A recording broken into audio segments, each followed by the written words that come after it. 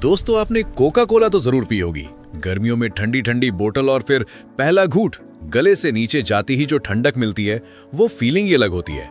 क्या आपने कभी सच में सोचा है कि ये कोका कोला आखिर बनती कैसे है? क्योंकि ये सिर्फ पानी और शुगर मिलाकर बनी कोई साधारण ड्रिंक नहीं है।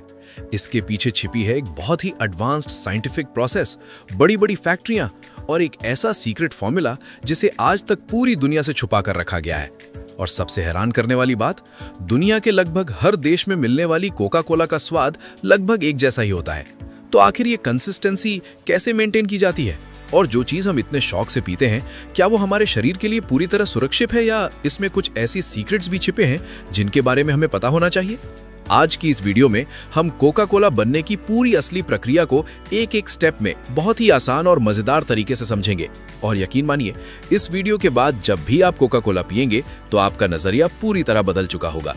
लेकिन उससे पहले एक छोटी सी बात, ऐसी डिटेल्ड और रिसर्च बेस्ड वीडियो बनाने में काफी मेहनत लगती है, इसलिए वीडियो को अंत तक जरूर देखिएगा, क्योंकि हर स्टेप में कुछ नया और इंटरेस्टिंग सामने आने वाला है। तो चलिए शुरू करते हैं। दोस्तों, एक छोटी सी इंटरेस्टिंग बात आपको बता दें। कोका कोला को पहली बार 1886 में बनाया गया था और इसे ओरिजिनली एक दवा के रूप में बेचा जाता था। जी हाँ, शुरुआत में लोग इसे सिरदर्द और थकान दूर करने के लिए पीते थे। धीरे धीरे लोगों को इसका टेस्ट इतना पसंद आया कि ये एक सॉफ्ट ड्रिंक बन गई और आज ये दुनिया के सबसे ज्यादा बिकने वाले बेवरेजेस में से एक है। सोचिए, एक छोटी सी दवा से शुरू हुई चीज आज अरबों डॉलर की इंडस्ट्री बन चुकी है। दोस्तों, कोका कोला बनने की पूरी प्रक्रिया को अच्छे से समझने के लिए हम इसे 4 हिस्सों में बांटते हैं। पहला, इंग्रेडिएंट्स, यानी इसमें क्या क्या डाला जाता है। दूसरा, असली मैन्युफैक्चरिंग प्रोसेस। तीसरा, बॉटलिंग और पैकेजिंग। सबसे पहले बात करते हैं इंग्रेडिएंट्स की।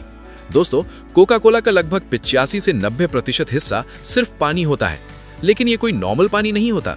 फैक्ट्री में आने वाले पानी को सबसे पहले कई स्टेप्स में साफ किया जाता है। पहले उसे बड़े बड़े फिल्टर से गुजारा जाता है, जहां मिट्टी, धूल और छोटे पार्टिकल्स हटा दिए जाते हैं। फिर एक्टिवेटेड कार्बन फिल्टर्स का इस्तेमाल किया जाता है, जो पानी से बैड स्मेल और अनवांटेड केमिकल्स को हटाते हैं। फिर आता है रिवर्स ऑस्मोसिस प्रोसेस, जिसमें पानी को इतने बारीक स्तर पर साफ किया जाता है कि उसमें मौजूद बहुत छोटे इंप्योरिटीज भी निकल जाते हैं। और आखिर में उसमें जरूरी मिनरल्स को दोबारा मिलाया जाता है ताकि हर जगह टेस्ट एक जैसा बना रहे। और दोस्तों, यही वो स्टेप है जहां कंपनियां सबसे ज्यादा ध्यान देती हैं, क्योंकि अगर पानी का टेस्ट या क्वालिटी थोड़ा सा भी बदल जाए तो पूरी ड्रिंक का फ्लेवर बदल सकता है। इसीलिए हर फैक्ट्री में लोकल वाटर को डायरेक्टली यूज नहीं किया जाता, बल्कि उसे पहले पूरी तरह न्यूट्रल बनाया जाता है और फिर स्टैंडर्ड टेस्ट के हिसाब से तैयार किया जाता है। यानी असल में कोका कोला का स्वाद पानी से ही कंट्रोल होता है। यही कारण है कि कोका कोला का स्वाद दिल्ली हो या दुबई, लगभग एक जैसा ही लगता है। अब बात करते हैं शुगर की। कोका कोला में जो स्वीटनेस होती है वो या तो नॉर्मल शुगर से आती है या फिर कुछ देशों में हाई फ्रुक्टोज कॉर्न सिरप से। ये सिरप असल में मकई यानी कॉर्न से बनाया जाता है, जिसमें ग्लूकोज को केमिकल प्रोसेस से फ्रुक्टोज में बदला जाता है। फ्रुक्टोज ज्यादा मीठा होता है, इसलिए कम मात्रा में भी ज्यादा मिठास देता है। लेकिन दोस्तों, यहीं से कंट्रोवर्सी भी शुरू होती है, क्योंकि कई एक्सपर्ट्स मानते हैं कि high fructose corn syrup normal sugar से ज्यादा हार्मफुल हो सकता है। ये शरीर में जल्दी अब्सॉर्ब होता है और फैट में जल्दी कन्वर्ट हो सकता है। इसी वजह से कुछ देशों में कंपनियां अब धीरे धीरे फिर से नॉर्मल शुगर की तरफ लौट रही हैं। अब आता है सबसे इंटरेस्टिंग हिस्सा, सीक्रेट सिरप। दोस्तों, कोका कोला का असली स्वाद इसी में छिपा है। इस सिरप को अक्सर मर्चेंडाइज 7X कहा जाता है और इसकी पूरी रेसिपी आज भी पब्लिक नहीं है। लेकिन रिसर्चर्स के अनुसार इसमें वनीला, सिनेमन, सिट्रस ऑयल्स जैसे लेमन और ऑरेंज एक्सट्रैक्ट्स और कुछ एरोमेटिक कंपाउंड्स मिलाए जाते हैं। ये सिरप बहुत कॉन्सेंट्रेटेड होता है और इसे बहुत ही सटीक मात्रा में मिलाया जाता है। अगर इसमें थोड़ा सा भी फर्क आ जाए तो टेस्ट पूरी तरह बदल सकता है। और सबसे इंटरेस्टिंग बात, इस सीक्रेट फॉर्मूला को लेकर एक कहानी काफी फेमस है।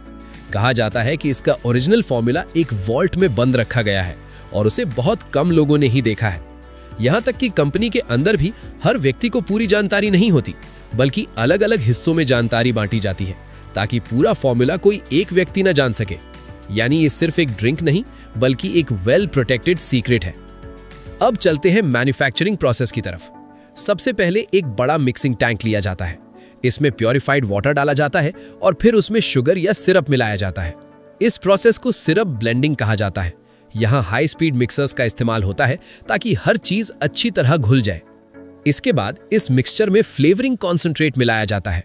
ये बहुत सेंसिटिव स्टेप होता है क्योंकि यही तय करता है कि कोका कोला का फाइनल टेस्ट कैसा होगा। इस दौरान पूरी प्रोसेस कंप्यूटराइज्ड होती है ताकि हर बैच में बिल्कुल सेम रेशियो मेंटेन रहे। अब आता है कार्बोनेशन। दोस्तों, यही वो स्टेप है जो कोका कोला को सॉफ्ट ड्रिंक बनाता है।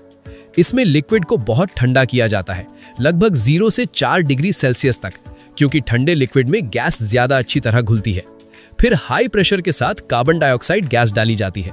ये गैस लिक्विड में डिसॉल्व हो जाती है और कार्बोनिक एसिड बनाती है जो हल्की सी एसिडिटी और वो शार्प टेस्ट देता है। जब आप बोतल खोलते हैं तो प्रेशर कम हो जाता है और गैस बबल्स के रूप में बाहर निकलती है, इसीलिए आपको फुस की आवाज सुनाई देती है। और दोस्तों, यही कार्बोनेशन एक और काम करता है।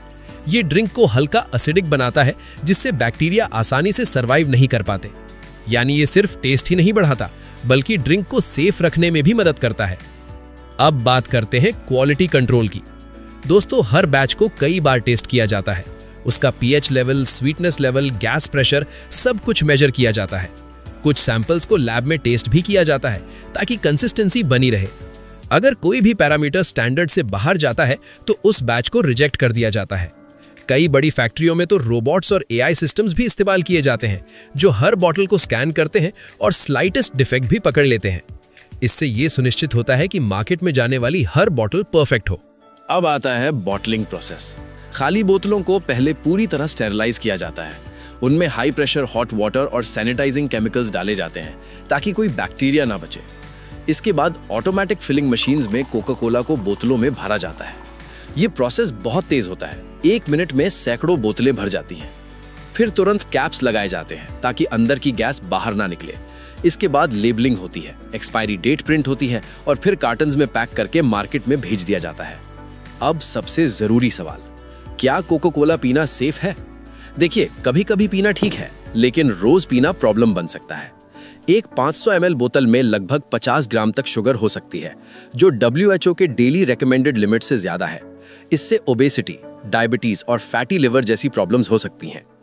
एक और दिलचस्प बात, अगर आप कोका कोला को लगातार ज्यादा मात्रा में पीते हैं तो ये आपकी टेस्ट बड्स को भी बदल सकता है, जिससे आपको धीरे धीरे ज्यादा मीठी चीजें ही पसंद आने लगती हैं। दूसरा इशू है एसिडिटी। इसका पीएच लगभग 2.5 के आसपास होता है, जो काफी एसिडिक है। ये धीरे धीरे दांतों के एनामल को नुकसान पहुंचा सकता है। तीसरा, कैफीन।